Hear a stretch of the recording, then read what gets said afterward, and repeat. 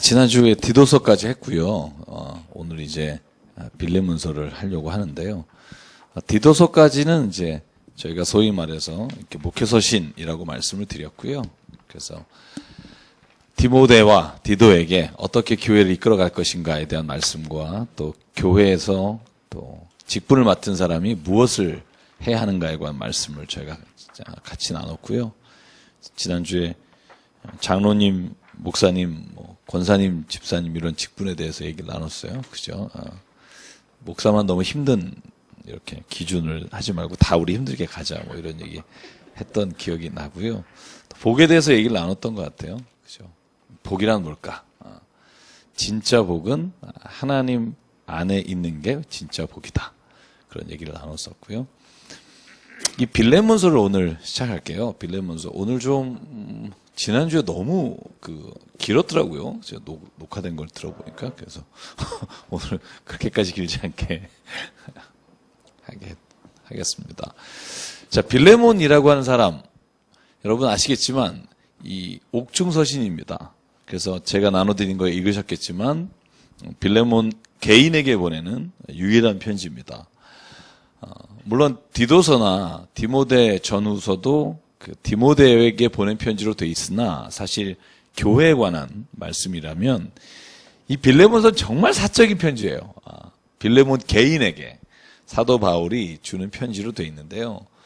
이걸 읽다 보면 뭘 느끼게 되냐면 일단 말하는 건 쉬워요. 그죠? 너 이렇게 살아라. 이렇게 사는 게 옳다. 근데 이 말하는 걸 행동으로 지킨다는 건 참 쉽지 않잖아요. 근데 빌레몬서는 읽다 보면 그런 느낌을 받아요. 바울이 여태까지 말했던 걸 하나의 집약해서 보여준다. 이런 마음을 가지고 있다는 걸 이렇게 살고 있다는 걸 이렇게 보여준다는 확신이 들어요. 그래서 오늘 빌레몬서를 읽으면서 저희가 그런 얘기를 좀 나누면 좋겠고요. 서로 인사는 좀 하셨나요? 네. 네, 주의 이름 축복합니다. 네, 사랑합니다. 인사 좀 하죠. 네. 네. 저도 잘 먹었는데 안 해서.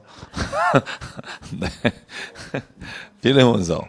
오늘 제가 나눠드린 거 잠깐 볼게요. 현존하는 바울 서신 중에요. 가장 짧아요. 가장 짧아요. 딱 한 장입니다. 그리고 자신이 가지고 있는 그리스도 공동체 또 교회관에 대해서 자기가 어떻게 실천하고 사는지를 잘 보여주는 서신서다. 이렇게 말할 수 있고요. 이 성경에 나오는 빌레몬서에 나오는 주인공이 있죠. 누구죠? 오네시모. 아마 여러분이 이 본문 너무나 잘 알고 있을 테니까요. 이 오네시모는 빌레몬에게 있었던 노예 혹은 종으로 알려져 있고요. 어떠한 연유인지 모르지만 오네시모가 빌레몬으로부터 도망가서 로마에서 바울을 만났습니다. 바울이 어디에 있었냐면 빌레몬서 읽어보면 감옥 안에 있을 때 자기의 제자가 됩니다. 물어보니까 여차여차해서 빌레몬에게 있었던 노예였구나. 그래서 사도 바울이 다시 빌레몬에게 편지를 써서 오네시모가 너의 손에 있다가 도망한 것으로 알고 있는데 오네시모를 좀 용서해 다오. 그런 편지 내용을 쓰고 있습니다. 그래서 이 오네시모라는 사람이 어떻게 보면 이 편지 안에서는 아주 중심적인 인물이고요. 빌레몬은 이 오네시모를 어떻게 받아들일 것인가에 대한 이야기를 하는 대상이고요. 그 뒤에 보면 이 빌레몬이라고 하는 사람은 골로새 교회 교인이었을 확률이 크다라는 생각을 해요. 왜냐하면 골로새 교회에 등장하는 인물들이 이 빌레몬서에 등장하는 인물들과 거의 매칭하는 사람들이 많고요. 그래서 1장밖에 없으니까 1장을 보면 이 빌레몬의 집에서 교회를 시작했다는 걸 알 수 있어요. 너의 교회에서 지금 너의 집에서 모이는 교회 이런 표현을 보면 이 빌레몬은 골로새 교회에 어쩌면 중추적인 사람이었을 것이다 이런 생각을 해요. 굉장히 중요한 인물이었을 거다.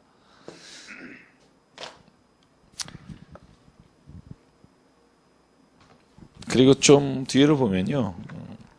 기록 연대를 보죠.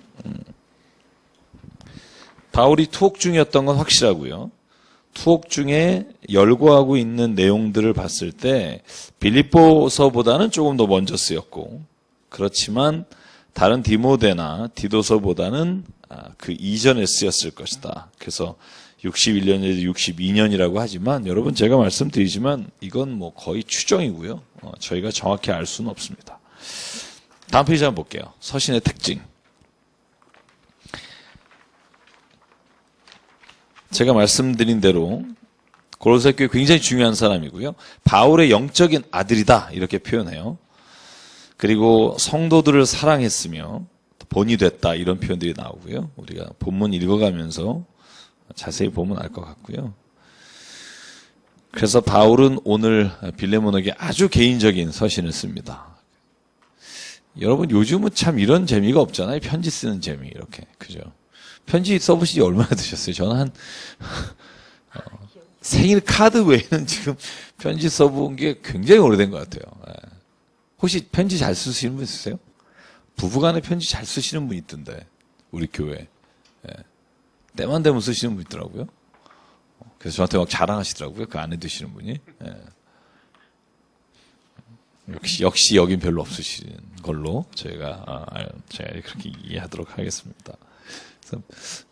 전 빌레몬서 읽으면서 굉장히 제가 기억이 나요. 한 3년 전에, 4년 전인가 이 본문을 가지고 같이 이렇게 성경 통독했던 기억이 나는데, 빌레몬서를 할 때마다 느끼는 게 뭐냐면, 참 바울의 마음은 이런 거구나. 저도 오늘 그런 걸 느꼈으면 좋겠어요. 바울이 진짜 이걸 지향하는 사람이구나. 이런 거죠. 그래서 오늘 바울의 자기가 교회를 향해서 이렇게 한 얘기뿐만 아니라 오늘 개인적으로 이 문제를 해결해가는 방법을 배웠으면 좋겠어요.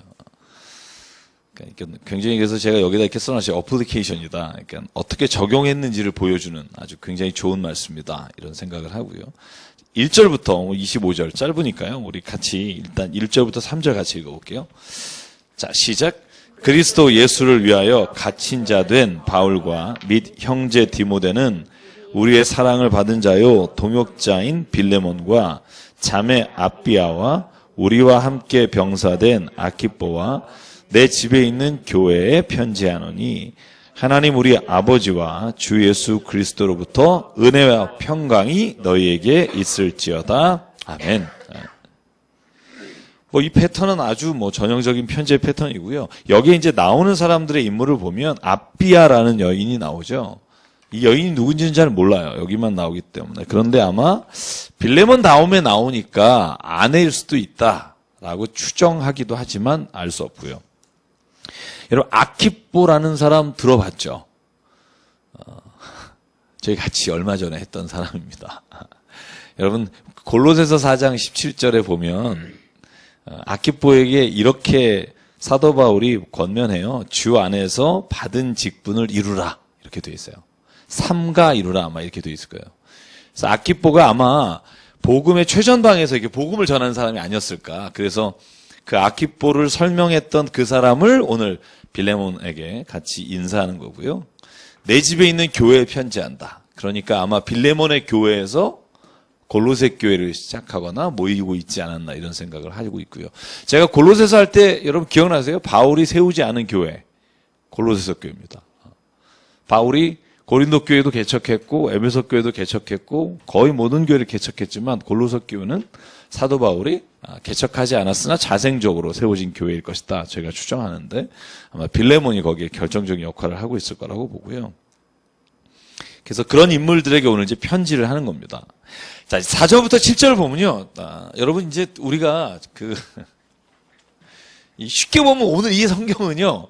바울이 아쉬운 소리 하는 성경이에요. 굉장히 아쉬운 소리 하는 거예요. 참 이렇게 좀 해줄래? 이런 얘기를. 근데 그런 편지를 쓸 때 처음에 빠지지 않아야 되는 게 있어요. 뭐죠? 네? 예수를 위하여, 그죠? 감사, 또. 굉장히 착하시군요. 그렇죠. 칭찬을 먼저 좀 해주고 난 다음에, 그 다음에 자기가 이제 필요한 걸 얘기를 하는 거예요. 그래서 빌레몬에게요, 이 칭찬을 아주 최고급의 칭찬을 3가지를 해요. 첫 번째가 뭐냐면 4절 한번 볼까요? 자, 이제 4절은 내가 너에게 기도할 때마다 항상 하나님께 감사하고 기도할 때 너에게 말하는 것은 하고 이제 첫 번째 5절이 뭐냐면 네가 주 예수와 및 모든 성도에 대한 내 사랑과 믿음이 있음을 들음이니. 이걸 우리가 이제 수사학적이나 이렇게 문학 비평을 하다 보면 요 본문이 이제 앞뒤에 매칭되는 단어들이 있는데요. 그게 쉽게 보면 주 예수에 대한 너의 사랑과 모든 성도에 대한 거꾸로 했네요. 주 예수에 대한 믿음과 모든 성도에 대한 사랑이 너에게 있다는 걸 내가 들었다. 첫 번째 칭찬이에요. 네가 하나님, 예수님을 정말 잘 믿고 있고 또 모든 성도를 사랑하고 있다는 걸 들었다. 6절 같이 읽을까요? 시작. 이로써 내 믿음의 교제가 우리 가운데 있는 선을 알게 하고 그리스도께 이르도록 역사하느니라. 보세요. 그러니까 네가 믿음으로 교제하는 걸 통해서 막 선한 것이 드러난다는 거예요. 선한 것을 보게 된다는 거예요. 그리고 그리스도께 그 모든 선한 일을 통해서 다 이렇게 인도해 가는 거다. 너의 하는 일이 지금 그렇다는 거예요. 굉장히 칭찬이죠. 세 번째 칭찬 볼까요? 7절 시작. 형제여 성도들의 마음이 너로 말미암아 평안함을 얻었으니 내가 너의 사랑으로 많은 기쁨과 위로를 받았노라.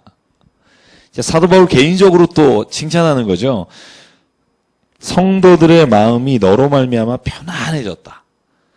그리고 내가 너의 사랑 때문에 기쁨과 위로가 넘친다. 저는요, 이게 사도 바울이 빌레몬에 관한 칭찬 3가지지만 제 개인적으로 한 그리스도인이 받게 되는 칭찬 중에 최고의 칭찬인 것 같아요. 너의 믿음이, 주 예수에 관한 믿음이 확실하고 또 성도에 대한 사랑이 확실하고 그리고 네가 성도들에게 교제하는 걸 통해서 선한 일들이 일어나고 그걸 통해서 그리스도께서 그것에 통해서 역사하시고 또 나에게뿐만 아니라 성도들이 너로 말미암아 평안함을 얻었다. 여러분 좀 이런 말을 들었으면 좋겠습니다. 우리 장로님 때문에 우리 교회 모든 교우들이 평안하고 그 다음에 우리의 모든 하는 일을 통해 하나님의 선한 것들이 드러나고 그것으로 인해 예수께서 역사하시는 것들, 흔적들이 나타나고 사실 교회는 그런 공동체잖아요. 그걸 지향하는 공동체라고 저는 믿고요. 그것들이 깨진 이유가 뭘까? 이제 오늘 이 말씀을 보면서 한번 생각해 봤으면 좋겠고요. 자, 이제 그렇게 칭찬했어요. 그럼 이제 원래 하려고 한 말이 있죠. 8절, 9절, 10절. 원래 하려고 하는 말 같이 읽을게요. 시작. 이러므로 내가 그리스도 안에서 아주 담대하게 내게 마땅한 일을 명할 수도 있으나 도리어 사랑으로서 간구하노라. 나이가 많은 나 바울은 지금 또 예수 그리스도를 위하여 갇힌 자 되어 갇힌 중에서 낳은 아들 오네시모를 위하여 내게 간구하노라. 아멘. 자, 이제 사도 바울이 원래 하려고 하는 얘기들이 드러나죠. 첫 번째 뭐냐 하면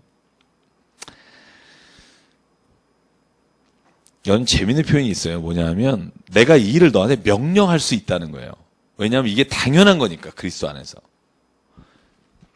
여기 단어가 command라고 돼 있어요. 영어로. 내가 너를 이렇게 강권적으로 억지로 하게 할 수 있는데 내가 너한테 그렇게 안 하겠다는 거예요. 그리고 어떻게 한다?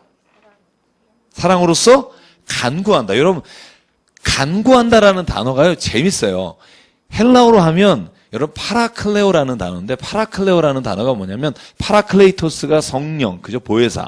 곁에서 이렇게 뭐 칼레오 부른다 혹은 곁에서 우리가 뭐 중보한다 혹은 곁에서 뭐 한다 하는 분이라잖아요. 그 성령의 뜻인데 파라칼레오라는 단어를 써요. 그러니까 너에게 이렇게 간절하게 영어 성경에 어필한다고 돼 있어요. 내가 너에게 진짜 부탁하는데 간절하게 어필하는데 네가 이 오네시모를 좀 받아다오. 여러분 제가 여기 주목하자고 하는 단어가 뭐냐면 내가 너에게 명령할 수도 있는데 간구한다라고 돼 있어요.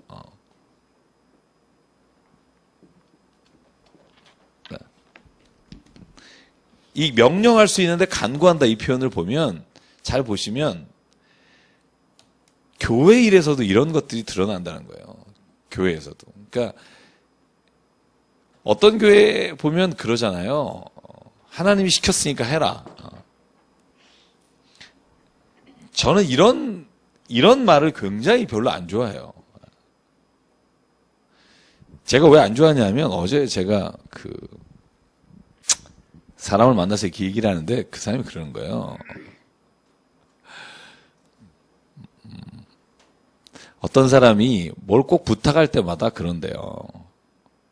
제 친구 목사님인데 기도해 봤더니 야, 이렇게 하나님이 하라 그런다. 혹은 야, 성경 말씀 읽는데 이렇게 하라는 것 같다.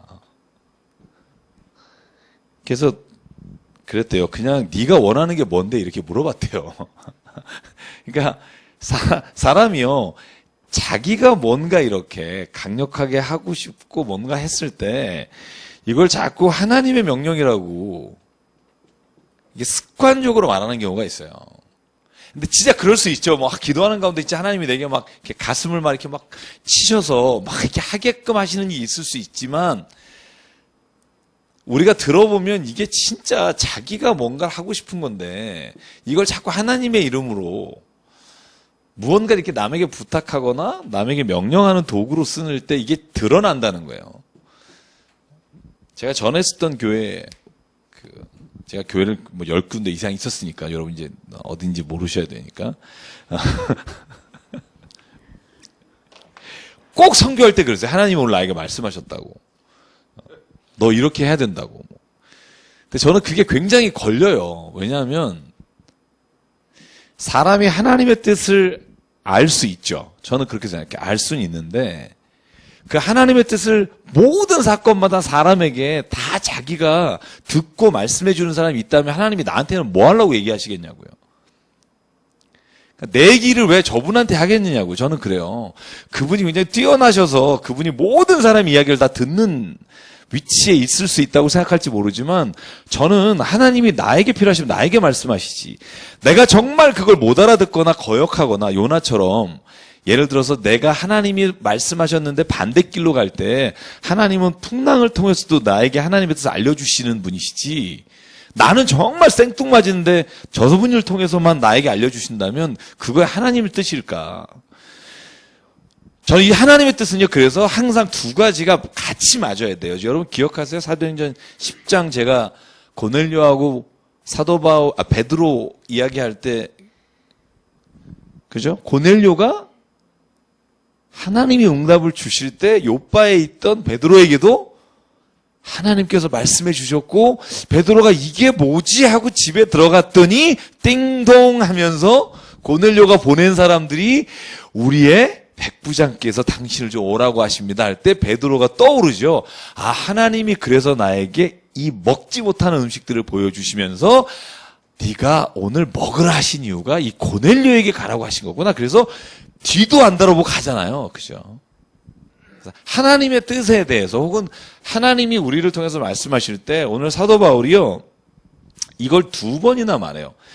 명령하지 않고 너에게 간구한다. 그리고 그 뒤에 한번 보실래요?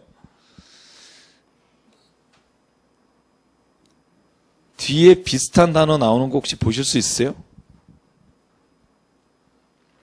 내가 너를 뭐 한다라고 되어 있죠?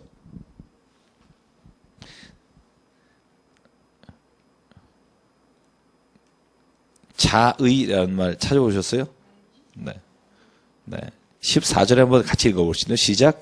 다만 내 승낙이 없이는 내가 아무것도 하기를 원하지 아니하노니 이는 너의 선한 일이 억지같이 되지 아니하고 자의로 되게 하려 함이라. 아멘. 그러니까 사도 바울이 뭐라 그러냐면 빌레몬아 내가 이걸 너에게 억지로도 할 수 있는데 억지로 하지 말고 이걸 자의적으로 너가 스스로 의지를 가지고 행할 때 그때 하나님이 이 하시는 일을 더 선하고 더 풍성하고 더 하나님의 뜻에 합당하게 하실 것이다. 저는 이 말이 굉장히 좋은 거예요.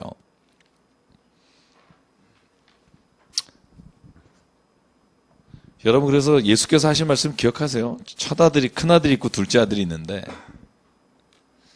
야, 너 이거 해라. 그럴 때 큰아들은 네! 하고 안 오고, 둘째는 아, 싫어요. 그리고 그 일을 했다. 그죠?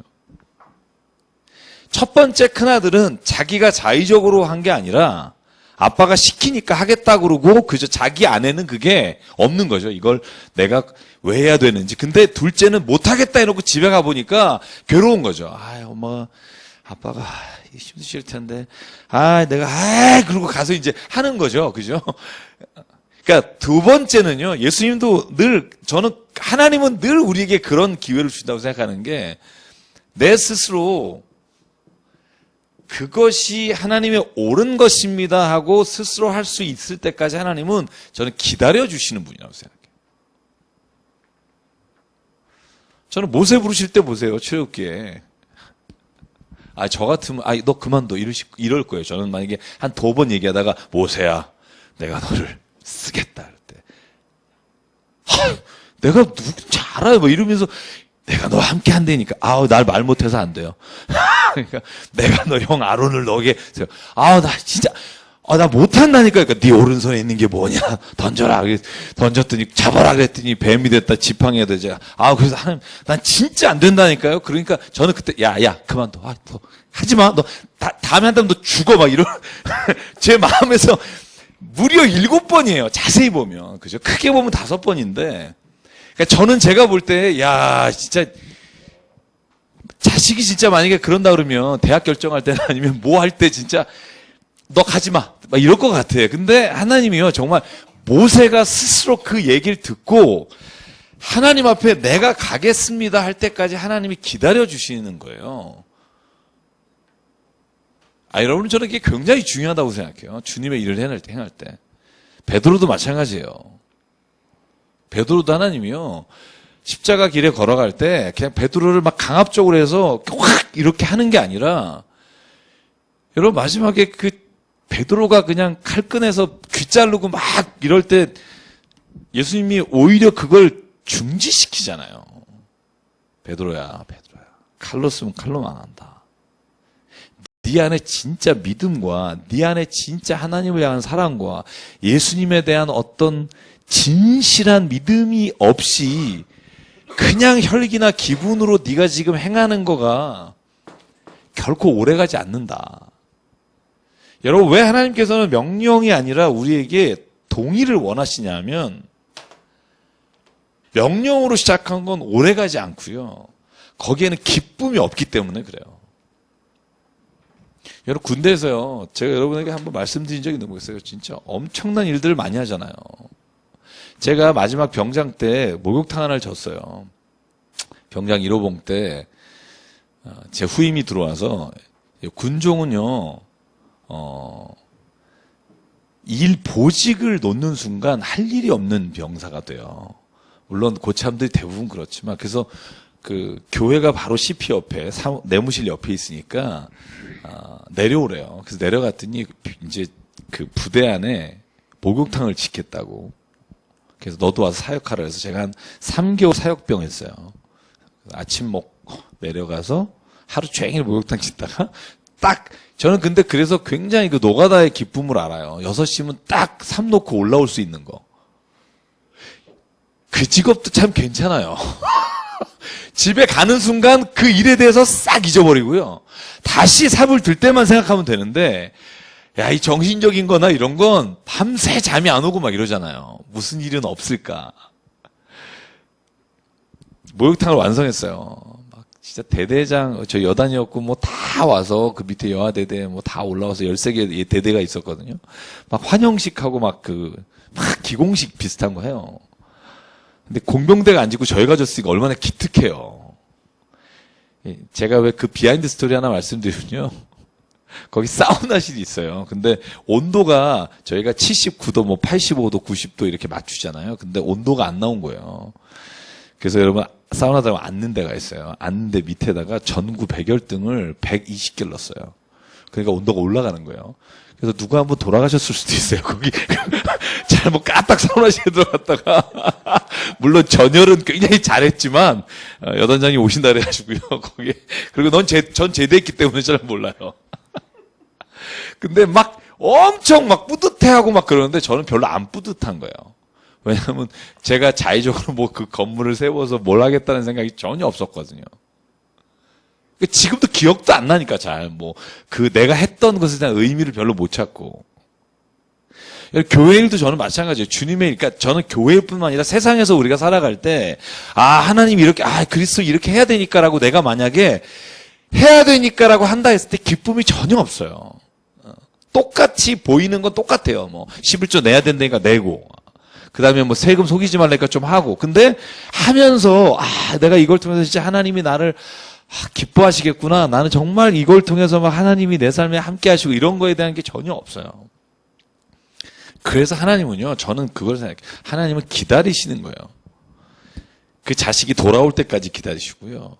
그 사람이 그 일에 기쁨으로 참여할 때까지 기다리시고요. 저는 오늘 사도 바울도 자기의 아들 같은 빌레몬에게 억지로 시키지 않고 부탁해요. 이런 편지를 써서. 왜 그럴까? 저는 그 자의적으로 내가 정말 하나님 앞에서 내 마음으로 한 일이 기쁨이 있기 때문에 그래요. 저는 오히려 빌레몬서의 주제를 정하라면 저는 평안이라고 정할 것 같아요. 평안. 평화 혹은 평안.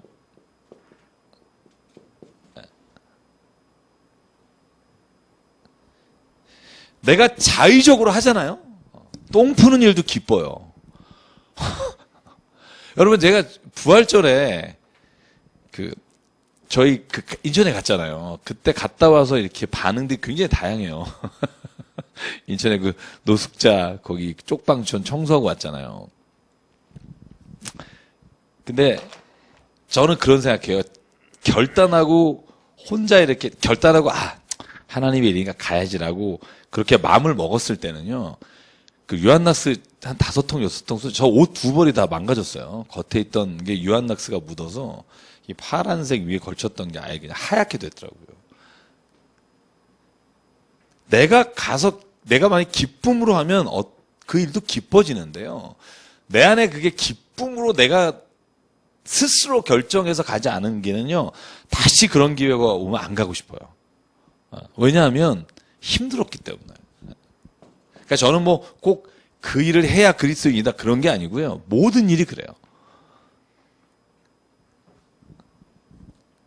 그래서 사도 바울이 이 이야기를 다 하고 난 다음에요. 너가 이 모든 일을 행하고 난 이후에 네가 평화를 얻기 위해서다. 평안을 얻기 위해서다. 이런 말씀을 뒤에 사도 바울이 빌레몬에게 하고 있는 걸 보게 돼요.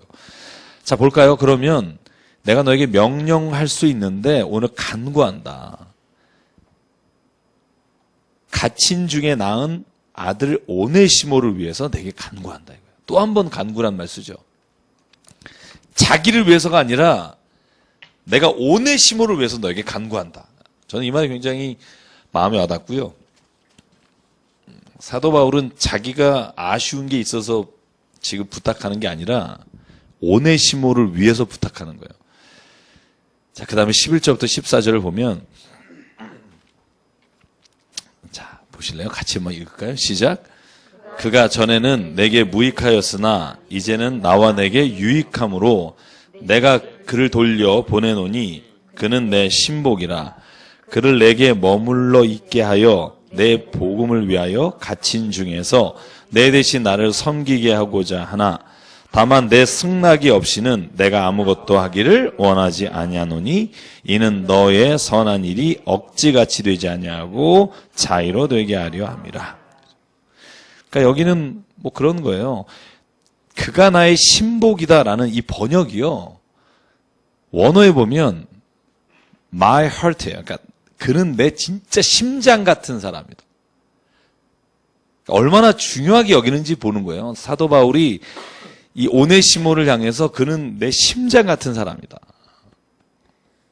그러니까 노예였던 자가 로마에 와서 도망자로 살다가 예수님을 영접하고 사도 바울과 함께 그 일에 매여서 진짜 그 일을 기쁨으로 감당하는 걸 보고 말하는 거예요. 그는 내 심장 같은 사람이니까 오늘 빌레몬아 그 사람을 용서하여 다오. 네가 좀 받아주면 안 되겠니? 예, 이런 표현을 하는 거고요. 자, 그 다음에 15절 한번 같이 읽죠. 시작. 그가 잠시 떠나게 된 것은 너로 하여금 그를 영원히 두게 하려 함이니. 여기만 한 15절만 하고 한번 보자고요. 이 15절은요, 여러분 잘 보세요. 15절을 가만히 읽으면 무슨 내용이에요? 지금 오네시모가 빌레몬을 그죠? 도망친 거죠. 떠난 거죠. 그런데 지금 사도 바울이 오네시모를 지금 그에게 보내는 거예요, 다시. 그러니까 예전에 있었던 사람이 도망갔다가 지금 다시 왔는데 지금 그걸 사도 바울은 어떻게 해석하냐 하면 잘 보세요. 여기서부터 사도 바울의 해석이에요. 그 사건에 대한. 네가 예전에는 그죠? 그가 떠나게 된 것은 영원히 너와 함께 하기 위한 것이다. 여러분 이걸 빌레몬이 동의할지 안 할지는 몰라요.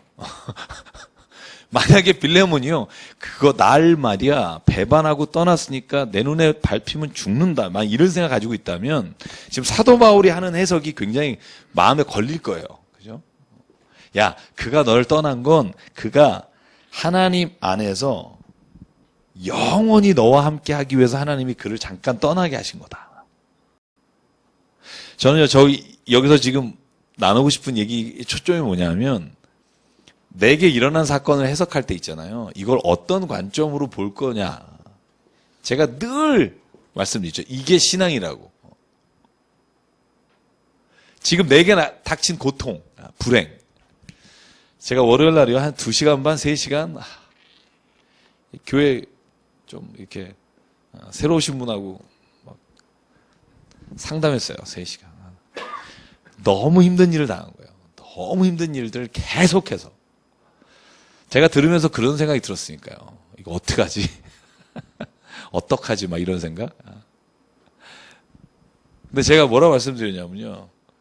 자매님, 그 일을 한번 신앙의 눈으로 한번 보자고.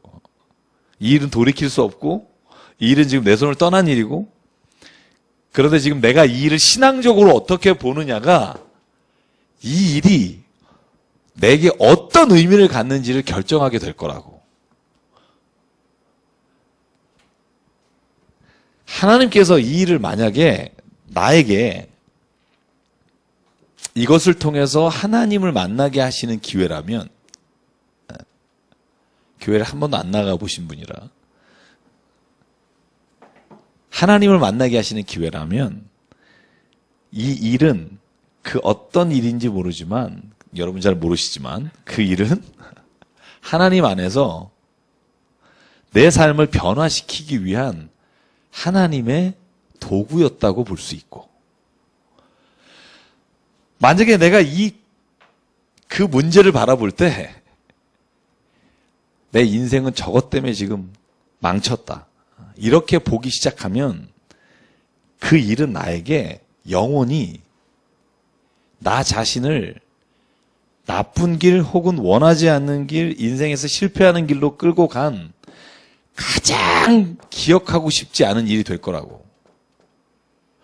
결국 과거 일 자체는 아무 영향력을 내게 줄 수 없지만 그 일을 어떻게 보느냐는 당신의 생각과 관점이 그 일을 바꿀 수 있는 유일한 방법이라고. 저는요, 이게 다만 그분의 문제가 아니라 저희 모두의 삶에서 매일 일어나는 일이라고 생각해요. 여러분 안 좋은 일 있으세요? 혹은 뭐 내 자식 혹은 내가 하는 일, 뭐 모든 일 가운데 안 되는 게 있어요? 그럼 저는 그렇게 봐요. 전 제 자신이 오늘 사도 바울의 말씀처럼 그렇게 보면서 살려고 애를 써요. 이 일은 하나님께서, 나는 잘 모르지만 이 일을 통해 나에게 하나님이 계획하신 일이 분명히 있을 거다. 나는 그거를 기대한다. 그 마음을 갖고 나면 그 일이요, 나한테 재수 없는 일, 아주 인생 살다가 똥 밟은 일이 아니라 그게 나에게 또 하나님이 뭔가 일을 시작하시기 위한 계획이 될 수 있다는 거예요. 그러니까 그건 아무도 모르는 거예요. 그리고 결과는 누구도 알 수 없기 때문에 이건 내가 선택하는 거예요. 결정하는 거예요. 나는 이렇게 보겠습니다라고 결정하는 거예요. 전 하나님 앞에서 이런 결정들을 매일매일 하는 것 같아요. 이걸 어떻게 볼 거냐. 아, 그 사람이 나한테 그랬어. 아, 진짜 나 그 인간 만나기만 해봐라. 이렇게 사람을 보거나 일을 만나는 것보다 이 바울이 말하는 것처럼 그가 나를 떠났어? 나를 배신했어? 그래서 사도 바울이 이렇게 이해해달라는 거예요, 빌레몬에게. 그게 영원한 믿음의 사람이 돼서 너에게 이렇게 오게 되는 하나님의 계획이 있었다는 걸 봐라. 너 지금 그렇게 봐줄 수 있겠니?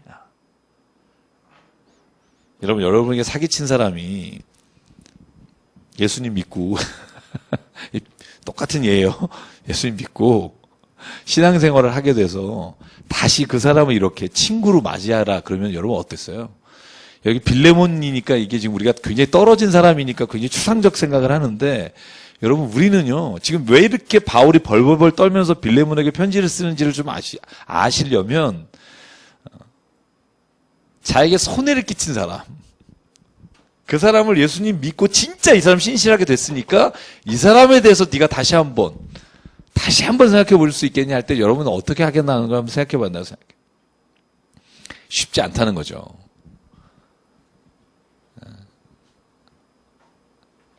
저도 왜 늘 그러잖아요. 내 용서는 너를 잊는 거. 내가 그를 다시 만나서 내가 이게 아니라 그냥 내 용서는 널 잊어버리는 거다. 이렇게 생각하고 싶을 때가 많잖아요.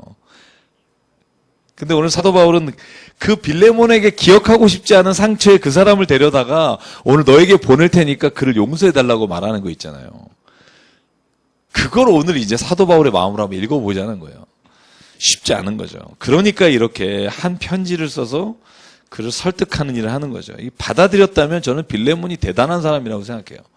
오히려 사도 바울보다 빌레몬이 아주 훌륭한 사람이라는 생각을 하고요. 오늘 16절부터 21절까지가 오늘 바울의 사람을 바라보는 태도라고 생각하고요. 한번 같이 한번 읽어볼게요. 21절까지 16절에서 시작. 종과 같이 대하지 아니하고 종 이상으로 곧 사랑받는 형제로 내게 특별히 그러하거든 하물며 육신과 주 안에서 상관된 내게랴. 그러므로 내가 나를 동역자로 알진대 그를 영접하기를 내게 하듯 하고 그가 만일 내게 불의를 하였거나 내게 빚진 것이 있으면 그것을 내 앞으로 계산하라. 나 바울이 친필로 쓰노니 내가 갚으려니와 내가 이외에 내 자신이 내게 빚진 것은 내가 말하지 아니하노라. 오 형제여, 나로 주 안에서 너로 말미암아 기쁨을 얻게 하고 내 마음이 그리스도 안에서 평안하게 하라. 나는 내가 순종할 것을 확신함으로 내게 썼노니 내가 말한 것보다 더 행할 줄을 아노라. 아멘. 빌레몬 참 미치겠네 이런 생각 날 것 같아요. 그냥 받으라는 게 아니라 다시 그를 종으로 받진 마라 이거예요. 종으로 받지 말고 그를 종 이상으로 대해서 곧 사랑하는 형제로 대해라. 야, 참. 내게도 특별히 그런데 하물며 육신과 주 안에서 상관된 너에게도 그렇지 않겠냐. 형제로 대해라. 17절 동역자로 대해다오. 그를 영접하기를 내게 하듯 하고 미치는 거죠. 사도 바울 오면 맨 뒤에 뭐냐면 집 마련하고 방 마련해라 이렇게 말하잖아요. 맨 마지막에. 그러니까 똑같이 오네시모를 대할 때 나를 대하듯 해다오. 나를 대하듯 해다오면 죽기를 대하듯 해다오. 첩산중이죠. 그죠? 그냥 노예로 다시 받아달라 그래도 여러분 이 당시에 로마 시대는요. 노예가 집을 나가거나 주인을 떠났을 때 주인이 죽일 권리까지 있었던 시대예요. 그런데 다시 돌려보내며 종으로 대하지 말고 그 이상 곧 너의 친구로 대하며 형제로 대하며 나를 대하듯 해달라. 이 사도 바울이요. 오늘 이 편지를 쓰면서 가지고 있는 생각들을 좀 정리해보면 오네시모를 바라보는 눈을 보자는 거예요. 오네시모를 바라보는 눈이 어떤가.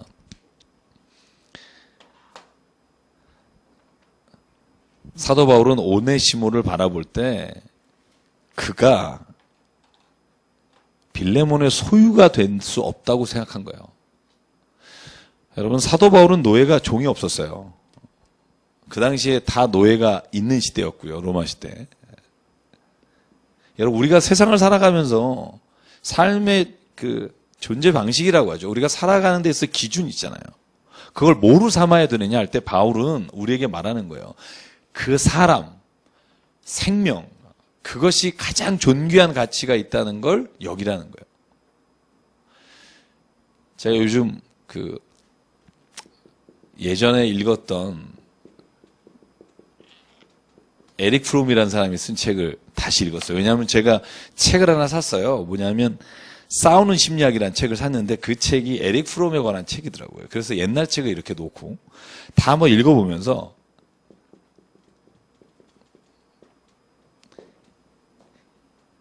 이 책을 읽는데요.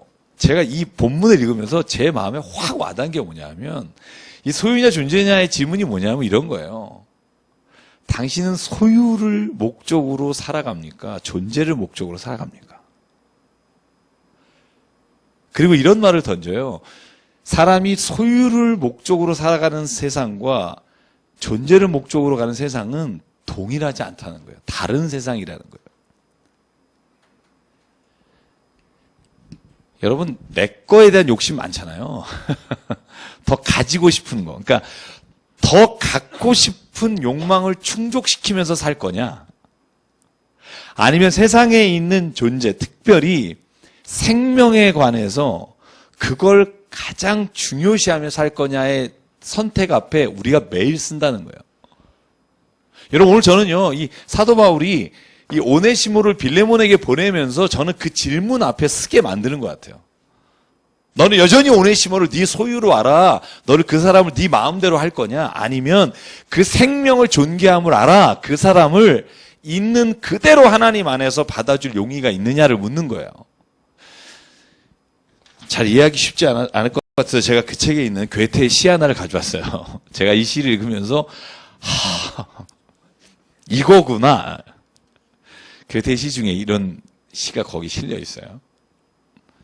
괴테의 시 중에 발견이라는 시에 혹시 아시는 분 있을지 모르겠습니다만 아마 읽은 기억은 나실 거예요.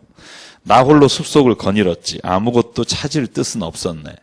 그런데 그늘 속에 피어있는 작은 꽃 한 송이를 보았지. 별처럼 반짝이고 눈망울처럼 예쁜 꽃을. 그 꽃을 꺾고 싶었는데 꽃이 애처롭게 말했네. 내가 꺾여서 시들어 버려야겠나요? 하여 꽃을 고스란히 뿌리채 캐어 예쁜 집 뜨락으로 옮겨왔지. 조용한 자리에 다시 심어놓으니 이제 늘상 가지치고 꽃 피어 시들 줄 모르네. 이 시를 쓰면서요, 이 책에 뭐라고 말하냐면 세상에 사람이든 그 무엇이든 자기가 소유하려고 하면 그 생명이 보이지 않고 그 생명을 보면 내 것으로 소유하려는 욕심을 내려놓을 수 있다.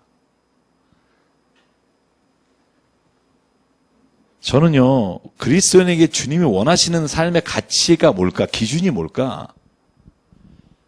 우리가 늘 이 질문 앞에 쓰는 것 같아요. 오늘도 소유를 위해 살 거냐? 존재를 위해 살 거냐? 존재를 위해 살면 생명이 살아나고. 여러분, 누가복음 9장 25절 예수께서 하신 말씀 기억하시죠? 만일 사람이 천하를 얻고도 생명을 잃어버리건 무슨 의미가 유익이 있겠느냐? 그러니까 천하를 얻어도, 그러니까 소유를 네가 정말 많이 갖는 걸 중심으로 산다고 해도 네 눈에 한 생명이 아파하고 죽어가는 것이 아무렇지도 않다면 그것은 진짜 하나님이 주신 생명을 지키는 삶이 아니라 욕심을 채우는 삶이 된다는 거죠. 여러분, 우리 주변에 그런 것들이 얼마나 많아요. 여러분, 이 책에서 그래서 언어를 분석해요. 어떤 언어를 분석하냐면 가진다는 언어가 자본주의 사회 이후에 언어 생활에 혁혁한 변화를 일으켰다는 거예요. 옛날에는 이 사람 심리학자잖아요. 정신과에 찾아와서 이렇게 말했다는 거예요. 옛날에는 나는 지금 고통에 시달리고 있어요, 선생님. 그랬는데 자본주의 사회가 지나고 난 다음에 사람들 와서 이렇게 말한대요. 저는요, I have a problem. 문제를 하나 가지고 있어요. 그 뭐라고 말하냐면 사람이 자기가 지금 문제에 빠져 있는 것조차 자기가 소유하고 있다는 언어 개념이 바뀌면서 이 소유에 대한 집착이 예전에 히브리어나 여러분 보시면 그 집착, 가진다에 대한 집착이 얼마나 없다는 걸 알 수 있어요. 그러면서 우리가 말하는 언어 방식이 삶에 있어서의 가치를 변경시킬 수 있다는 거예요. 여러분, 바울이 오늘 빌레몬에게 부탁하는 게 뭐예요? 그 오네시모가 네 소유라면 네 마음대로 할 수 있지만 네 만약에 그 사람이 그 사람의 존재와 생명을 본다면 그 사람을 너의 동역자로 좀 받아주고 나와 똑같이 대해줄 수 있지 않겠니? 라고 말하는 자체가 저는 하나님이 우리에게 원하시는 삶의 존재 방식이라고 생각해요. 너무 지나치게 많이 갖는 거 저는 죄라고 생각해요. 왜냐하면 그것으로 인해 그것이 목적이 되면 그것으로 인해 아픈 사람이 안 보이는 거죠. 근데 사람이 보이기 시작하고 생명이 보이기 시작하면 여러분 더 가지는 것 자체가 별로 문제가 안 될 수 있다는 거예요. 하나님 우리에게 원하시는 것이 그런 삶이라고 저는 믿어요.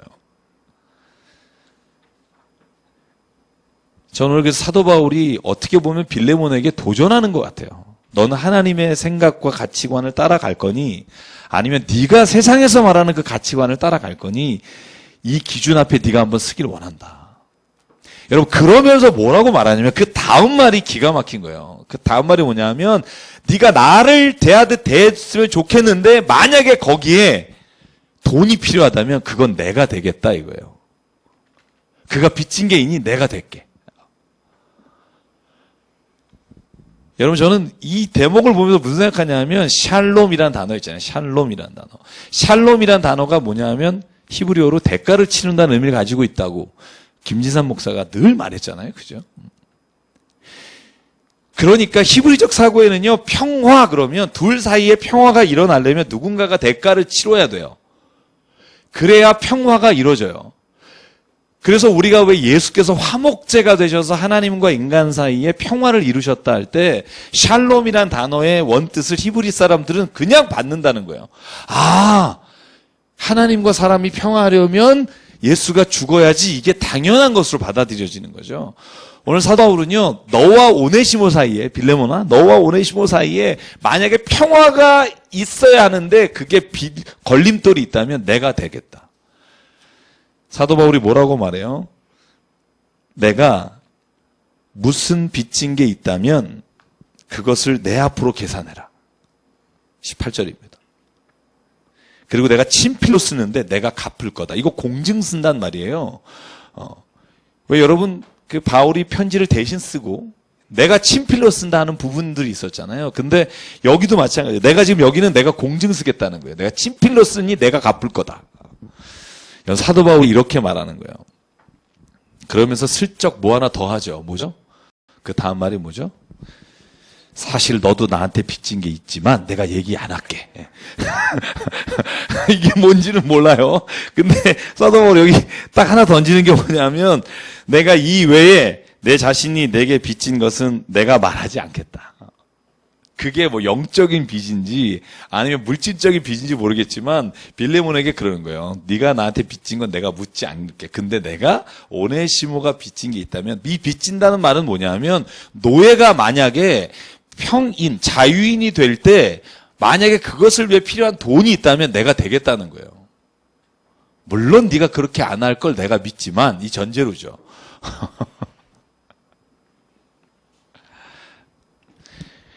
여러분, 우리도 교회 안에서나 우리가 살아가는 세상에서요, 바울이 말하는 그 일을 행해야 합니다. 행함이 있어야 합니다.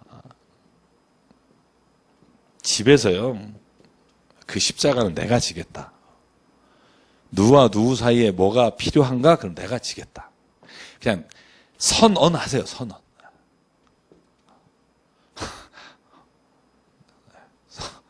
우리 집사님은 뭐 이미 하시고 있다고 제가 들었고. 네. 사도 바울이 말하는 거예요. 그리스도인의 사명이 뭐냐? 내가 있는 자리에서 화평을 이루기 위해 대가를 치르는 일을 우리 그리스도인이 하자. 그러면 어떻게 되느냐? 그럴 때 하나님께서는 그 안에 평화를 주신다는 거예요. 평화. 평화가 그냥 오는 게 아니에요. 야, 둘이 평화하게 지내자? 성경에서 평화는 그런 게 아니에요. 평화라는 에이레네라는 헬라어라는 자체도 그렇지만 평화라는 게요. 팍스로움이 아니에요. 그러니까 거대한 힘을 가진 누군가가 누르고 있어서 그 로마 거대 제국 밑에 있는 모든 사람들이 벌벌벌 떨면서 쫄아서 누리는 아무 일도 안 일어나는 전쟁도 없는 그건 평화가 아니에요. 성경이 말하는 평화는 그 팍스롬이 아니라 에이레네. 진짜 내가 위에서 군림함으로 아랫 것들이 누리는 어떤 편안함이 아니라 누군가가 십자가를 대신 지고 대가를 치름으로 인해 모든 사람의 마음에 진짜 기쁨이 있는 거 있잖아요. 그게 성경이 말하는 평화예요. 그러니까 이 평화는요. 힘으로 될 수 없고요. 이 평화는 기독교인이 뭐 모든 세계를 장악하면 세상에 평화가 온다. 그런 머리가 나쁜 사람이 있으면 안 돼요. 한번 보세요. 모든 기독교인이 점령해 보세요. 거기 평화가 와요? 십자군 전쟁 때 평화가 왔어요? 로마 시대 때 평화가 왔나요? 그 국가가 기독교를 공인했다고 거기에 평화가 왔나요? 안 와요. 그렇게 선언한다고 오는 게 아니고요. 진짜 누군가가 그 한 사람이 대가를 치르고 희생할 때 평화가 와요. 그게 예수께서 보여주신 평화고요. 그게 성경이 말하는 진짜 평화고 가정에서도 마찬가지예요. 자식들이 문제 안 일으키는 게 평화가 아니에요. 자식들의 마음이 감동해서 그 자식의 삶이 변하는 게 평화죠. 제일 힘든 게 감동시키는 거 아니에요? 여러분 자식을 감동시켜 본 적 있으세요? 혹은 부모님을 감동시켜 본 적? 혹시 지선이 감동? 매일? 엄마는 얼굴이 밝질 않네? 네. 혹시 감동시켜 본 적 있으세요? 제가 해서 여쭤보는 건 아니에요. 저도 못하는데 혹시 그런 감동이 그러니까 저는 감동이라는 단어 되게 좋아하는 편인데요. 감동하려면 남이 기대하는 것보다 더 해야 돼요. 그러니까 예를 들어서 여자친구나 아니면 누군가가 오늘 저녁 살래나 보다 이태리안 식당에서 사겠지. 그런데 아주 거기에 딱 맞춰서 저녁을 이태리안 식당에서 사면 감동 안 해요. 맨날 생일 때 그러니까. 근데 그 생각을 뛰어넘는 뭔가를 할 때 감동되잖아요. 피곤하긴 하죠. 근데 꼭 그런 어떤 이벤트를 말하는 게 아니라요. 참는 것도 마찬가지예요. 저는 저희 자녀를 보면서 느끼는 게 많아요. 요 정도면 아빠가 화내겠지. 이러면서 내요. 행동을 해요. 그럼 이제 금이 쌓여요. 그러면 이제 눈치를 한번 봐요. 여러분 혹시 그런 거 못 느끼세요? 눈치 딱 한번 봐요. 왜냐면 요쯤 되면 터져야 되는데 이걸 가지고 있어요. 자기가 딱 3살짜리도 안 되잖아요. 엄마가 언제쯤 화낼지를. 그래서 수위 조절한대잖아요. 근데 그때 안 내면은요, 자식이요, 그걸 이상하게 생각해요. 그리고 2가지 감정이 교차해요. 하나는 불안해요. 나중에 크게 터지는 거 아니야? 둘째는 이 인간 변했나? 이렇게 생각해요. 아니, 정말 제가 이렇게 쭉 관찰하면서 제가 좀 관찰을 하는 편이잖아요, 좀. 그러니까 그 시점을 잘 파악해야 돼요. 그 시점을 파악해서 제가 늘 생각하는 게 뭐냐면 그 시점을 파악해서 대하면 그때 감동이 오는 것 같아요. 부모님도 마찬가지고요. 아내도 마찬가지고 남편도 마찬가지고요. 집사님은 그 시점을 잘 아세요? 언제인지 딱 이렇게 웃음으로 이렇게. 네. 잘 아시죠? 여러 가지 생각나시는 게. 저도 어머님이 오늘 또 이렇게 문자를 주셨어요. 여러 가지. 그러니까 늘 그 생각을 해요. 그 문자도 보면서 바로 즉각적으로 대항하지 말고 이렇게 보고. 어떻게 하면 감동하실까? 그래서 뭘 하나 했더니 아까 이렇게 왔어요. 뭐가 이렇게 그래서 누님들한테. 그래서 저는 그게 재밌잖아요. 그러니까 예를 들어서 인생을 살아갈 때 여러 가지 길이 있지만 남을 열받게 해서 기분 좋아할 수도 있어요. 아니면 사람이 여러 가지니까. 저희 내가 진짜 꼴 보기 싫으니까 인상 쓰는 거 보면서, 하나님 살아계시네. 뭐 이런 걸 느낄 때도 가끔 우리가 있지 않아요? 아닌가? 나만 그런가요? 근데, 진짜 내가 정말 좋은 걸, 뒤끝 없이 좋은 건, 내가 누군가를 감동시켜서 내가 얻게 되는 기쁨이죠. 내가 그 사람을 골탕 먹여도 그렇잖아요. 죄 지는 기쁨도 쏠쏠하지만 죄를 이기는 기쁨이 정말 크다. 저는 그 생각을 하는데요. 저는 오늘 빌레몬에게 바울이 원하는 게 그런 거라는 생각을 했어요. 말씀을 준비하면서 빌레몬아, 아예 용서할 거면 그냥 걔를 종으로 다시 받지 마. 그리고 그냥 형제처럼 대해버려라. 아니, 나를 대하듯 해줄래? 내가 필요한 대가는 내가 치를게. 여러분, 만약에 오네시모가 갔어요, 빌레몬한테. 아직 그 이야기는 모르잖아요, 우리가. 성경 안 써있잖아요. 갔는데 빌레몬이 딱 이 오네시모를 보면서 왜 이제 왔냐고. 내 사랑하는 동역자야. 내가 잠자리를 마련했다고. 여기서 자라고. 편히 쉬라고. 주님 안에서 우리가 하나 아니냐. 뭐 이러면 오네시모가 눈물 흘리지 않겠어요? 막 닭똥 같은 눈물이 면서 죄송해요. 제가 뭐 이렇게 되지 않겠어요? 그죠? 근데 만약에 이 빌레몬이 어느 정도 기대하는 정도만 하면 이렇게 감동이 없을 거라고요. 그래서 어차피 할 거면 우리가 상대방이 기대하는 정도가 아니라 그 이상을 하자. 모든 일에 있어서. 저는 사도 바울이 오늘 이 말하는 본문들 보면서 참 많은 생각했고요. 그래서 저는 이 사도 바울이 말하고 있는 이대로 저는 살았을 거라고 확신해요. 그리고 저희도 그렇게 살기를 원해서 이 말씀을 썼다고 믿고요. 그러면 22절 이제 마지막 23, 24, 25 같이 읽을게요. 자기에 관한 얘기예요. 빌레몬에게 개인적으로 같이 읽을게요. 시작. 오직 너는 나를 위하여 숙소를 마련하라. 너희 기도로 내가 너희에게 나갈 수 있기를 바라노라. 그리스도 예수 안에서 나와 함께 갇힌 자 에바브라와 또한 나의 동역자 마가 아리스다고 데마 누가가 문안하느니라. 우리 주 예수 그리스도의 은혜가 너희 심령과 함께 있을지어다. 아멘. 자, 여기 있는 사람들 여러분 한 번씩 다 언급했는데 이 중에 여기는 이렇게 썼는데 뒤에 좀 굉장히 슬퍼하면서 쓴 사람 하나 있죠. 기억하세요? 불과 2주 전에 한 사람이 하나 있어요. 디모데후서 4장 10절에 이 사람 이름이 나와요. 데마라는 사람. 여러분 기억나세요? 데마. 뭐라고 썼죠? 사도 바울이 디모데후서에?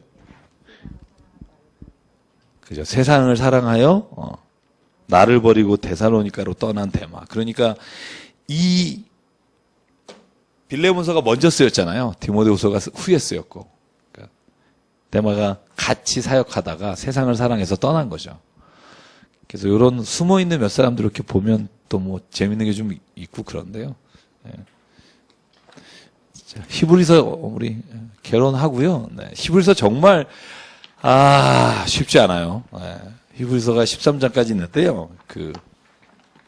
왜냐하면 히브리서는요, 실천적인 책이 아니라 이론적인 책이에요. 그래서, 히브리서는 여러분 보시면,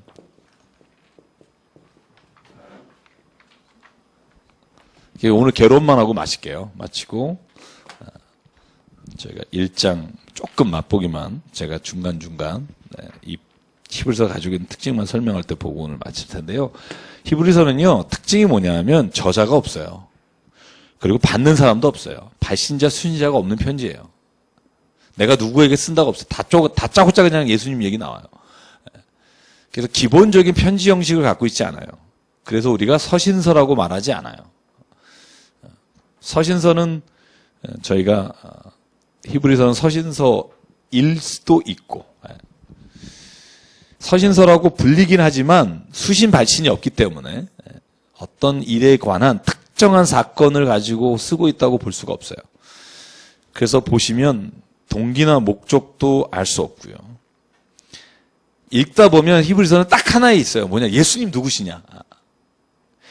제가 에베소 할 때 예수님이 누구신지에 대한 거, 그죠? 골로새서에 대해서 예수님이 누구신가에 대한 거 앞부분에 3장까지 중에 1장에 그거 나와 있는 걸 말씀드렸는데 히브리서는요, 예수님이 누구신가가 거의 전체에 흐르는 주제예요. 히브리서 11장, 12장 여러분이 아시는 거 믿음은 바라는 것들이 실상이고 보지 못하는 것들의 증거니 히브리서 11장에 시작하는 본문부터 알잖아요 우리가. 그죠? 히브리서 12장은 지난주에 제가 설교한 본문이고 기억은 안 나시겠지만 1절부터 8장까지 했고요. 그래서 10장까지가 예수님이 누구신가라고 보시면 돼요. 여러분 우리가 예수님이 누구신가 할 때 가장 쉬운 설명 중에 하나가 있어요. 이 원칙을 따라서 지금 대충 가요. 그게 뭐냐 하면 예수님의 직분을 말할 때 저희가 이렇게 말해요. 예수님은 왕이시며 예수님은 제사장이시며 예수님은 선지자시자. 그죠? 이 삼중직을 다 했던 사람 우리가 왜 여러분 기억하세요? 사무엘상에 이 삼중직을 다 감당했던 사람이 한 사람 있었다. 그런 얘기를 드렸죠. 왕이 있기 전에. 사무엘이에요. 그죠? 사무엘이 왕이 있기 전에 사울을 세우기 전에 왕과 같이 있었고 그때는 선지자도 있긴 있었으나 선지자와 같이 그가 사울이 제사 드릴 때 그 곁에 가서 그 드리는 제사를 주관하기도 했고요. 그래서 왕이며 제사장이며 선지자 역할은 했지만 여기서 히브리서에서 말하는 예수님은 이 땅에 왕으로 오시고 대제사장이시며 그래서 여기에 보면 여러분 멜기세덱의 반차 이런 말이 나와요. 반차라는 말이 참 저는 지난주에도 제가 어떤 교우분들하고 얘기했는데요. 우리 개역 개정 성경을 빨리 바꿔야 되는데 이 반차라는 말 우리 바꿔서 요즘은 개역 개정을 좀 바꿨는데요. 그러니까 개역 개정에도 청년들이 이해 못하는 단어가 너무 많아요. 그래서 멜기세덱의 족보 혹은 멜기세덱의 후손 그 뒤를 따라간다 이런 뜻이고요. 그래서 예수님은 참 선지자이시고 그걸 히브리서가 1장부터 쫙 설명하는 거예요. 예수님이 누군가. 1장에는요. 여러분 보시면 알겠지만 천사보다 높으신 분이고 천사의 경배를 받으실 분이고 그 발등상도 감당하지 못하는 분이 예수님이시다 이거예요. 발등상이 뭔지 아세요? 여러 번 나오는데 발등상이 뭐죠? 그러니까 이게 문제예요. 개역개정이 발등상 그러면 어른도 모르는데 이걸 청년들이 성경을 읽기가 그래서 내년부터 세번역으로 바꿀까 생각하는데 참 세번역도 지금 고민이 많습니다. 이 발등상이 보면 보통 그런 거예요. 발을 올려놓는 상이에요. 발을 올려. 그러니까 발등상도 감당치 못한다 그러면 예수님이 그 발을 올려놓은 것도 감당치 못할 정도로 천사보다 높으신 분이다. 이런 표현할 때 발등상. 사도행전에도 나오고 시편에도 나오고 계속 누가복음에도 나오고 이 시편의 말씀이 계속 반복해서 나와요. 발등상 이런 표현이 나오는데요. 자, 좀 더 볼게요. 기록연대 알 수 없습니다. 다만 예루살렘 멸망 전이다. 예루살렘이 멸망한 지 언제죠? AD 70년. 그죠? 로마의 티투스 장군이 8월 26일이죠? 쳐들어와서 예루살렘 성을 멸망시키는 그 이전 것일 거다. 왜냐하면 히브리서에는요. 예루살렘 성전이 무너진 이후에 나오는 표현들이 있습니다. 그래서 예루살렘 멸망 전일 것이다. 그것까지 정도. 그래서 한 68년 뭐 이건 정말 저희가 잘 모르고요. 어쨌든 68년, 70년 사이라고 하는 기준은 거기에 있습니다. 저희가 마가복음을 AD 70년 바로 직전이라고 보는 이유도 마가복음 13장에 마지막 종말에 관한 이야기가 나올 때 너희가 그것이 겨울에 일어나거나 여름에 일어나지 않도록 기도하라. 그런 단어들이 나와서 그래요. 왜냐하면 티투스 장군이 쳐들어왔을 때가 여름이기 때문에. 그래서 적어도 그런 표현들이 있는 것을 보고 저희가 그냥 연대 측정하는 것을 써요. 그래서 마가복음 70년대 이전으로 보는 이유는 거기 있어요. 마태복음은 그 이후로 보는 초점들이 여름이라는 단어가 빠져 있기 때문에 그래요. 그래서 여러분 우리가 뭐 제가 그런 자세한 건 설명하지 않지만 아마 그런 입장에서 히브리서가 연대 측정을 하면 그럴 것이다. 여러분이 그렇게 알면 될 것 같고요. 기록 목적 6장 10장을 보면 이제 제가 아마 이 6장 10장에서 설명해야 될 게 굉장히 많지만 배교한 사람이 많았다는 걸 전제로 하는 성경이에요. 그리스도인이었다가 예수를 부인하고 떠난 사람들의 말이 굉장히 험하게 나와요.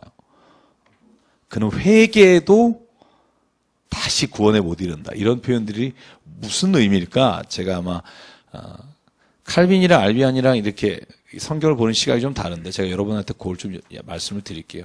그래서 오늘 이 히브리서는 가장 중요한 핵심이 뭐냐면 배교한 사람들에 대한 경고성 메시지가 있다는 거예요. 기록 목적을 보시면. 그 두 번째는 뭐냐면 유대교보다 기독교가 훨씬 더 중요하고 우월하다. 그것을 히브리인들에게 설명하는 형식으로 되어 있어요. 그래서 70인 역본을 쓰고 있어요. 헬라에 능통한 자가 썼다는 건 저 앞에서 썼고요. 세 번째는 뭐냐면 이방인 기독교도들에게 신앙에 대해서 설명하기 위해서 쓰인 것이죠. 그래서 읽어보면 예수님이 누구신지 무엇을 하셨는지 거기에 대한 이야기들이 굉장히 많다는 거예요. 넘어갈게요. 이 페이지 보시면 특징이 있어요. 그게 뭐냐면 제가 아까 말씀드린 거를 정리하는 건데요. 그리스도에 대해서 그 넷째 줄을 보면 영원한 제사장이며 신성과 인성을 완전하게 지닌 선지자여 제사장이요 왕이다. 제가 그건 아까 말씀드렸고요. 구조 보면 세 가지 정도 가능해요. 예수 그리스도의 우월성, 그러니까 예수 그리스도의 선제성이라고도 해요. 요한복음 1장처럼 그죠? 태초에 말씀이 계시나 그 말씀이 하나님과 함께 하셨고 여기도 마찬가지예요. 하나님의 우편에 앉아 계시면서 모든 것을 다스리고 통치하시면서 창조하실 때부터 계셨고 마지막 심판하실 때까지 오시는 분. 예수님에 관한 이야기가 계속 나오고요. 대제사장이신 예수님의 이미지가 10장까지 계속되고요. 마지막에는 실천적으로 너희가 그러면 무엇을 할 것인가? 믿음의 주 온전케 하신 예수를 바라보라. 그죠? 믿음으로 노아는, 믿음으로 아브라함은, 믿음으로 이삭은 그렇게 나오는 부분들이 있죠. 그래서 믿음에 관한 말씀이에요. 근데 히브리서는요, 진짜 좀 읽어오지 않으시면 읽어와도 사실 이렇게 따라오기 쉽지 않은 부분들이 좀 많아요. 그래서 좀 쉬운 버전을 보셨으면 하는 생각이 있어요. 쉬운 버전. 뭐 여러분 인터넷 가면 너무 많으니까 새 번역이든 현대인의 성경이든 우리말 성경이든 쉬운 버전을 한번 읽고 오시지 않으면 지금 개역개정 버전 갖고는 참 힘들어요. 쉬운 버전은 너무 의역을 해놔서 원본의 뜻과 조금을 다룰 수 있기 때문에 저희가 추천하진 않으나 이해하기 어려운 본문을 읽을 때는 그게 훨씬 나을 때가 있어요. 자, 오늘 여기까지 하고요. 네, 질문 받을게요. 혹시 뭐 읽으시다가 질문이 있으신지. 지난주에 뭐 1시간 30분을 했더라고요. 그래서 뭐 혹시 없어요? 뭐 뭐든지 좋습니다. 지난주처럼 뭐 복은 받아야 되나 안 받아야 되나 이런 것부터 시작해서. 젊은이들이 이제 주로 그런 표현을 많이 쓰거든요. 성경을 왜 읽을까? 그 질문을 했을 때 대답하기가 굉장히 난감하더라고요. 근데 뭐 제 개인적으로는 최근에 그 답은 제 스스로가 이렇게 얻었다고 생각하는데 혹시 목사님께서는 이 젊은 친구들한테 또는 뭐 믿지 않는 분들이 어떤 이렇게 이 기독교에 대한 이 얘기를 해주신다면 이해를 시킨다면 과연 어떻게 접근을 하는 게 좋을지 그거를 좀 부탁드리겠습니다. 그러니까 제가 생각할 때요, 성경을 지금 이제 왜 읽어야 되냐는 질문에 첫째는 안 믿는 사람들, 그러니까 교회를 안 다니는 사람들, 하나님을 안 믿는 사람이 읽는 목적과 교회를 다니는 사람, 또 신앙을 가지고 있는 사람이 읽는 목적이 좀 다르다고 생각해요. 그러니까 신앙이 있는 사람은 성경을 읽는 목적은 저는 분명하다고 생각해요. 성경은 너로 하여금 디모데후서 3장 15절 17절 제가 말씀드리죠. 예수가 그리스도신 것과 그죠? 읽어야 될 이유들이 분명히 있잖아요. 그리고 제가 지난번에 설교할 때 말씀드렸지만 하나님이 누구냐고 물을 때 내가 믿는 하나님이 누군가를 알아야지 실은 내 삶에서 무엇을 해야지가 결정되죠. 정한수 떠놓고 비는 게 하나님인 사람은 해야 될 일이 뭐냐면 물을 깨끗이 하는 거예요. 목욕하는 거하고. 그죠? 근데 우리가 만약에 신앙적으로 성경 안에서 말하는 하나님을 믿는 사람은 무엇을 해야 되느냐라는 질문을, 그죠? 답하기 위해서는 성경을 읽어야 되고. 제가 옛날에 한번 오래전에, 아마 기억하시는 분이 아무도 없을 거예요. 예. 라스무센이라는 사람이 있어요. 이 사람이 책을 쓴 것 중에 이런 말이 있어요. 하나님의 말씀, 성경. 성경이 하나님의 말씀이라는 것을 증명할 수 있는 방법을 나에게 물어보는 사람이 많다. 여러분, 왜 하나님의 말씀이, 아니, 성경이 하나님의 말씀이야? 그러면 뭐라고 말해요? 하나님이 썼으니까. 이게 또똘로지라 그래요. 하나님이 썼으니까 하나님 말씀이고, 하나님 말씀의 이유는 하나님이 썼습니까? 이거 외에는 없다는 거죠. 그래서 그 신학자는 뭐라고 말하냐 하면, 로커스 오브 그 갓이라고 말해요. 그러니까, 성경이 하나님의 말씀인 것을 증명할 수 있는 방법은 없다는 거예요. 증명이라는 건 곧 어떤 추론이 있으면 데이터를 가지고 검증을 해서 이것이 이론이 되는 게 우리가 보통 말하는 검증이잖아요. 그죠? 그래서 성경이 하나님의 말씀이다, 읽어라 이럴 때 사람도 이걸 왜 읽어야 되는데 라고 물을 때 정말 중요한 게 한 가지가 있다요. 저는 그걸 꼭 제가 성경을 강의하는 곳마다 제가 잊어버리지 않으면 해요.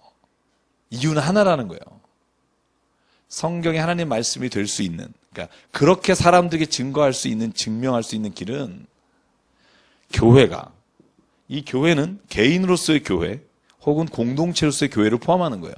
여러분, 개인으로서의 교회는 고린도서 3장 16절 너희가 하나님의 성전인 것과 하나님의 영이 너희 안에 거하시는 그 성전이고, 공동체로서의 성전은 고린도서 12장의 지체로서 한 머리 되신 예수 그리스도 안에 모여있는 이 모든 교회가 하나님의 말씀대로 따라 살아갈 때, 그래서 하나님의 말씀한 것들이 교회를 통해서 세상에 드러날 때, 그때 성경은 하나님의 말씀이 될 수밖에 없다는 거예요. 세상 사람들에게는.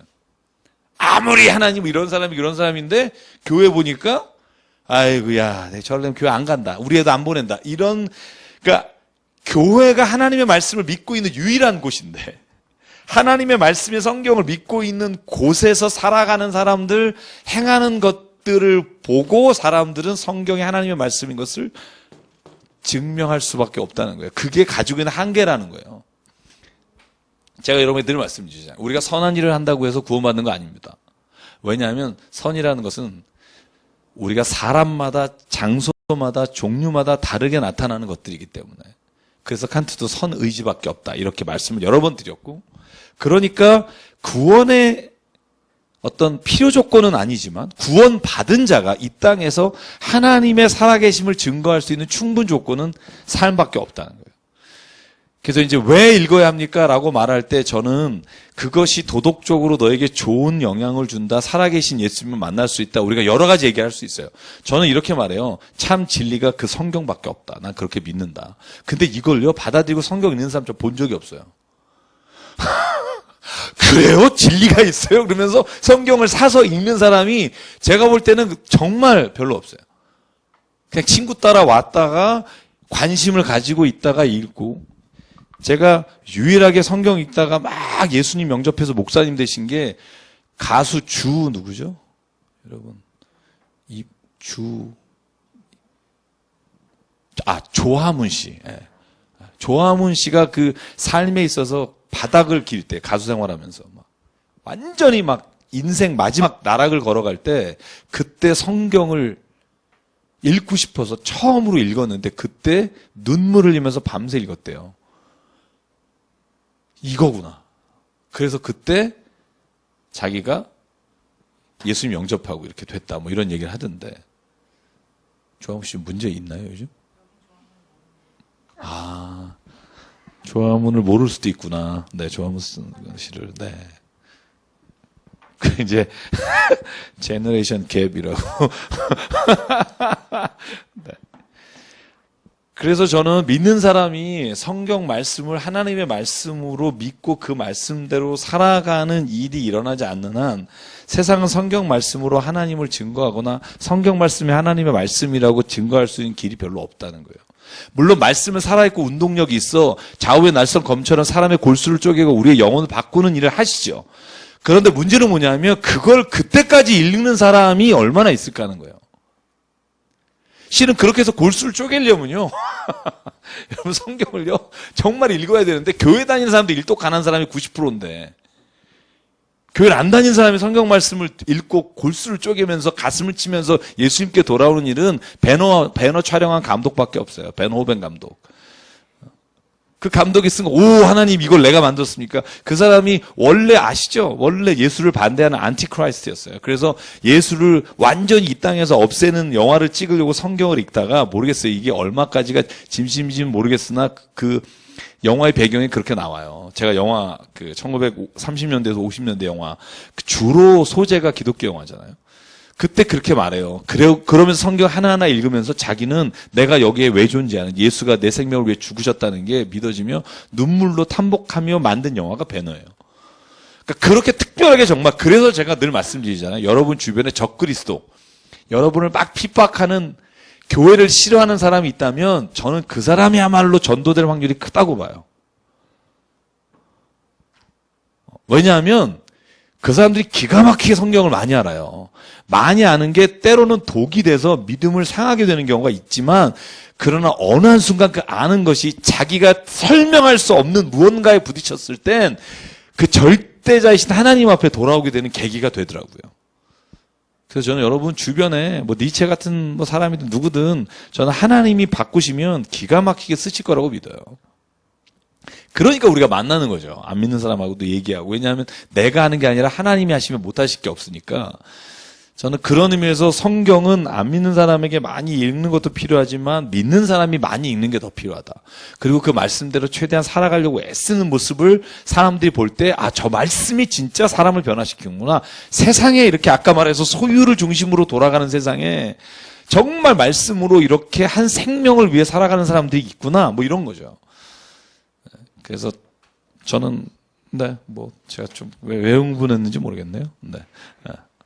그래서 저는 좀 성경 말씀을 저희가 많이 읽자. 그래서 그 말씀이 내게 등경이 되어 내 앞을 비추며 살아가면 좋겠고요. 그렇습니다. 네, 뭐 약간 질문하라 그래서 해준 것 같지만 감사하고요. 잠깐 기도하겠습니다. 기도하실 때 오늘